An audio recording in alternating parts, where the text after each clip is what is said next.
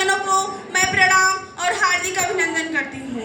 मैं महिमा पाल देश के गणतंत्र दिवस के समारोह पर कुछ विचार आप सभी के साथ साझा करना चाहूंगी, किंतु भाषण शुरू करने से पहले कुछ पंक्तियां आप सभी के साथ प्रस्तुत करना चाहूंगी। कि ना पूछो जमाने से कि क्या हमारी कहानी है, कि ना पूछो जमाने से कि क्या हमारी कहानी है। हमारी पहचान तो ये है कि हम हिंदुस्तानी हैं, हम हिंदुस्तानी। हम अपनी जान की दुश्मन को अपनी जान कहते हैं, कि हम अपनी जान की दुश्मन को अपनी जान कहते हैं। मोहब्बत की इसी मिट्टी को हिंदुस्तान कहते हैं। और जो दुनिया में सुनाई दे उसे कहते हैं खामोशी, जो दुनिया में सुनाई दे उसे कहते हैं खामोशी। जो आंखों में दिखाई दे उसे तूफान कहते हैं, उसे तूफान कहते हैं। ये आंखों के सातों सागर हारे हैं, जब मेहंदी वाले हाथों ने मंगलसूत्र उतारे हैं। जी हाँ, कुछ ऐसा ही मंजर था 14 फरवरी 2019 को, जब सीआरपीएफ के 45 जवानों ने अपने प्राणों की आहुति दे दी थी। उस दिन तिरंगा फहराने से ज्यादा कफन के लिए इस्तेमाल हो रहा था। आदरणीय अध्यक्ष महोदय, सम्मानित निर्णय मंडल एवं साथियों, मैं एक छात्रा हूँ। आज के बाद विवादों को केंद्रित करते हुए विपक्ष में अपने विचारों को आप सभी के साथ साझा करना चाहूंगी। महोदय, मैं तो एक छात्रा हूँ। मेरे लिए तो संविधान एक गीता है, बाइबल है, कुरान है तथा भारतीय संविधान अनुच्छेद 33 के तहत मौलिक अधिकार इसलिए छीने गए हैं ताकि मैं देश की रक्षा कर सकूं, आत्मसम्मान मान मर्यादा को बचा सकूं।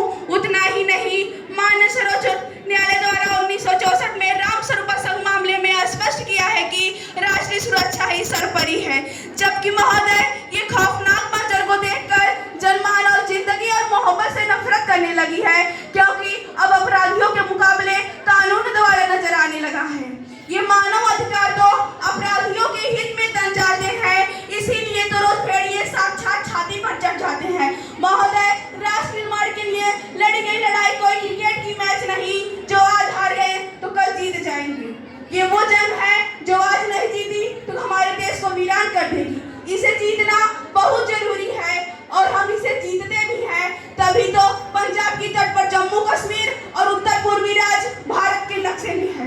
परंतु एक वैचारिक बीमारी हमारे समाज में मुझे नजर आती है। कहा जाता है कि हम दुनिया के सबसे बड़े लोकतंत्र हैं, जहां हिंदू पैदा होते हैं, मुस्लिम और सिख ईसाई भी पैदा होते हैं, लेकिन बदकिस्मती है कि अब इंसान पैदा नहीं होते। महोदय, मेरे विचारों में ना हिंदू की जरूरत है ना मुसलमानों की जरूरत है। राष्ट्र निर्माण के लिए केवल एक अच्छे इंसान की जरूरत है, केवल एक अच्छे इंसान की जरूरत है। जरा सोच कर देखिए कि पेड़ पौधे की शाखाएं भी परेशान हो जाएं अगर परिंदे भी हिंदू और मुसलमान हो जाएं। परंतु एक शैक्षिक बीमारी हमारे समाज में मुझे नजर आती है, शिक्षा नीति। हमारी शिक्षा नीति केवल दो तरह के लोगों के लिए बनती है, पहली वो जो विद्वान है, दूसरी वो जो धनवान है।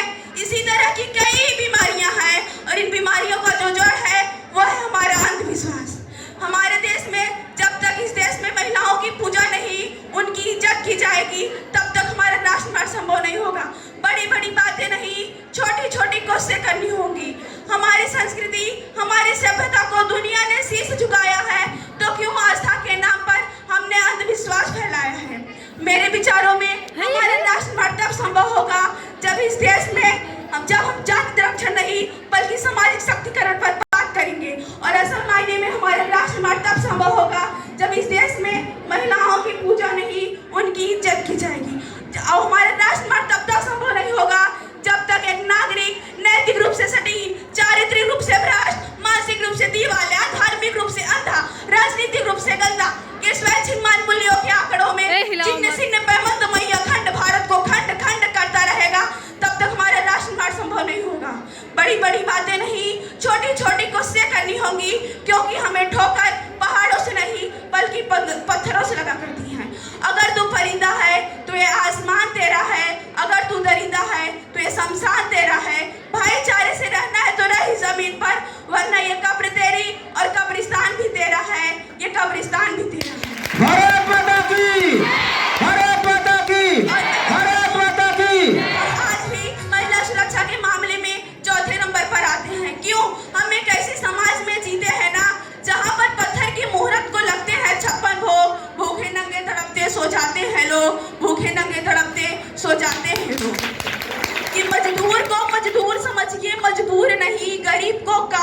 दीजिए दान नहीं। अगर दान देने की इतनी ही इच्छुक है तो जीते जी रक्त दान दीजिए और मरने के बाद अंग दान देकर किसी मरते हुए को जीवन दान दीजिए। न सरकार मेरी है न रब मेरा है कि न सरकार